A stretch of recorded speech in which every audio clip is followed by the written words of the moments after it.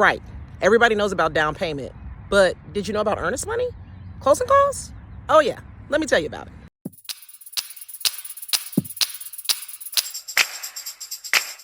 So just got off the phone with a client who was a little confused about closing costs versus earnest money. I'm like, hey, we got a property under contract. Let's talk about your earnest money. And she said, yeah, that's not due till closing, right? And I'm like, nope. We need to get it to them within 3 days. So I had to remind her about earnest money and what it is. So let me tell you about it.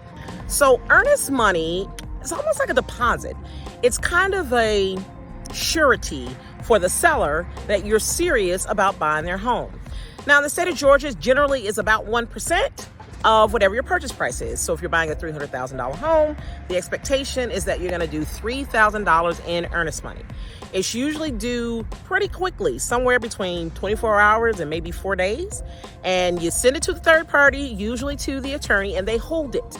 And it is refundable to you as long as you keep up with the contract. If you breach the contract, then it goes to the seller. So on closing day, if you're supposed to bring, $5,000 to closing, but you've already done $3,000 in earnest money, now you only owe another $2,000. So that's what earnest money is. It's different from closing costs. And I'm sure that I can answer any other questions related to earnest money if you just shoot me a private message or an email or shoot me a text. Okay, I'm Erika Page again with the Luxury Living International team at Your Home Sold Guarantee Realty. I am your real estate therapist, your real estate buddy, your real estate friend. Look me up.